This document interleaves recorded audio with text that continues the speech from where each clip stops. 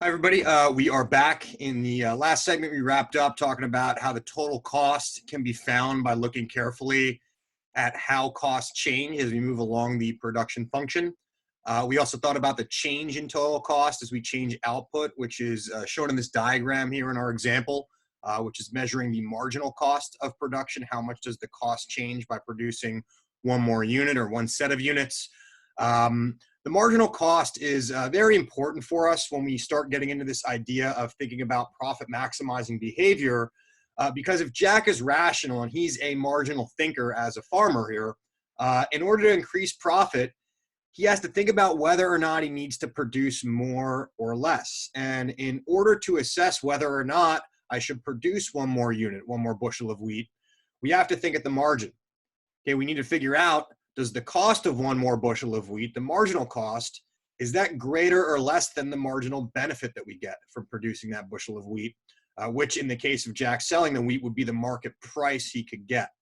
So we're going to come back to this issue of comparing the marginal cost to the price when we look at profit maximizing behavior. But for now, we're going to start taking a look at two different classification of costs known as fixed and variable costs. We'll start with fixed costs. These are costs that do not vary with the quantity of output, meaning these costs are independent of the scale at which you operate. For our Farmer Jack example, the fixed cost was the $1,000 he pays for his land. That does not change no matter how many bushels of wheat his land yields him. Okay, other examples of fixed cost could be cost of equipment you put in your assembly line, and then that's there. Doesn't matter if you produce one automobile off the assembly line or 1,000. So there are lots of examples of fixed costs, and these aren't just costs that don't change. They could change. It's just that costs that are not directly tied to your level of production. Variable costs, on the other hand, are costs that vary with the quantity produced. So in the context of our example with Jack here, his variable cost was the wages that he pays his workers, or his labor expenditure. Other examples we can think about here are the cost of materials or ingredients that are going in to produce each unit of output. And we can decompose now our total cost into these two components, the fixed costs and the variable cost. We're going to go ahead and change our example up a little bit. Example 2 here is a much more generic example, which we can think about just sort of applies to any general type of firm producing one type of output here. So here's a situation where the firm faces a $100 fixed cost. That does not change no matter how many units they produce. They face obviously an increasing variable cost. So when we add those two columns together here, then we wind up getting a total cost function that more or less is increasing as we are scaling up our output. Okay, so here is the fixed cost, the variable cost, and the total cost here in green. Fixed cost in blue, variable cost is in yellow. We also looked at how the marginal cost related to the total cost. And you'll notice that this column is staggered a little bit compared to the total cost column, because we're saying here $70 is the marginal cost as we go in between 0 and 1 units, as we go from 0 to 1 unit.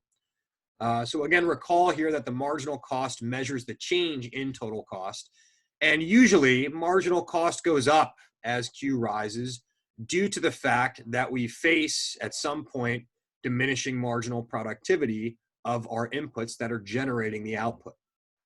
Okay, we can think of other examples where marginal cost may be constant. So this is just a generic example here where the marginal cost in some interval actually falls, but then it generally tends to rise. It looks like once we get past 2 units here, our workers start getting crowded, and we face diminishing marginal product there afterwards, which causes the cost of each unit at the margin to start increasing. Okay, the other type of cost we may be interested in is measuring the average fixed cost of each unit. And the way we're going to calculate average fixed cost is just by taking the total fixed cost and dividing it by the quantity we produce. So in order to generate this column over here on the right, we're just going to take the fixed cost and divide it by the quantity to the left of it. You'll notice the fixed cost of 100 divided by 0 actually gives us an undefined or an infinite value. It explodes towards infinity, meaning the average fixed cost tends to be very, very high at low levels of production. And as we scale up output, right? When we produce 5 units, that $100 is now getting spread over 5 units, which is why we're getting an average fixed cost of $20 here. So this result is not not specific to our example.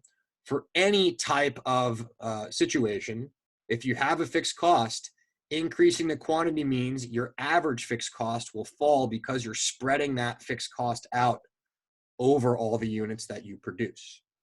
So here is a plot of our average fixed cost. Okay, if we were given a variable cost schedule, okay, we could also similarly compute the average variable cost by taking the total variable cost in the second column here and dividing it by the quantity in the first column. All right, again, 0 divided by 0 gives us something undefined, but we can, for each of the other output levels, compute the average variable cost.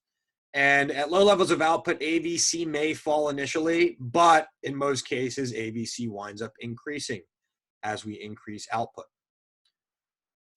So at this point, we've talked about average fixed costs. We've talked about average variable cost. We could consider the average total cost similarly by either doing one of two things. We could take the total cost and divide it by the quantity, or we could have added up the average fixed cost and the average variable cost at each level. Okay, we could do that, and that's a consequence of the way we've defined these things. You divide the left-hand side of the total cost equation by Q, and you divide the right-hand side by Q. That's what we're looking at down here. Total cost over Q is average total cost. Fixed cost over Q is average fixed cost. Variable cost over Q is average variable cost. Okay, so here is kind of our cost structure in its grand scheme. We have our total cost in the second column, and we've decomposed that into average total cost, and we've decomposed that into its two sources, average fixed cost and average variable cost. So typically, we usually see a U-shaped average total cost curve, and I'm going to spend a little bit of time explaining why that's the case. So here's just the average total cost. We could overlay on this diagram the average variable cost, the average fixed cost. And you'll notice if we add those two up, if I add this distance up to the dark blue line, and then I add the distance to the light blue line, that gives me this total distance up to my ATC curve by definition. We can also plot our marginal cost curve on top of this diagram. So here is a picture that also describes the firm's technology, right? The production function described the technology, but all of these cost curves came from that production function. So these are two sides of the flip coin, the production function and the cost curves. They both describe the firm's cost structure, which is governed by the underlying technology. Now, we're going to focus on specifically this green curve here, because that green curve measures our average cost of production as we change the quantity we produce. And you'll notice there is definitely a range of output levels of Q along the horizontal axis where the average cost actually falls as we increase production. And we have a very special name for this region along the x-axis for these quantities where we are actually reducing the average cost by producing more. We refer to this situation as a scenario known as economies of scale. And in this situation, what's happening is that the average fixed cost is pulling the average total cost down. Remember, when Q goes up, the AFC goes down. Okay, and in the level of output where we're dealing with very low levels of production, the average fixed cost dominates, despite the average variable cost maybe increasing.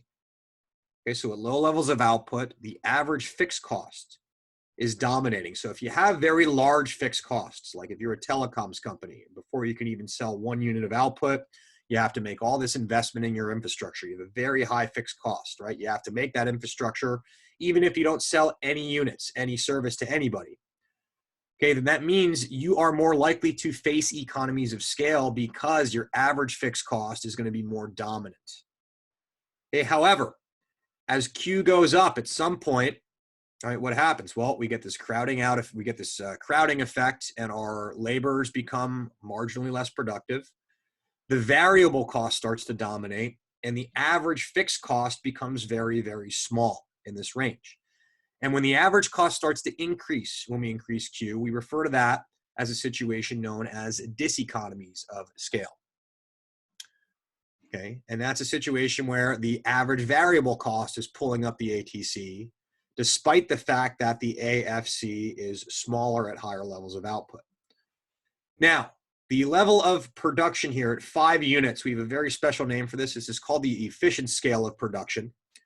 And this is the quantity that minimizes the average total cost. So if I wanted to figure out how could I be the most competitive firm possible, if I wanted a price as low as I could, okay, and drive my competitors off, what I could do is try to produce this quantity here. That would give me the lowest average cost, and then that would allow me to price more competitively.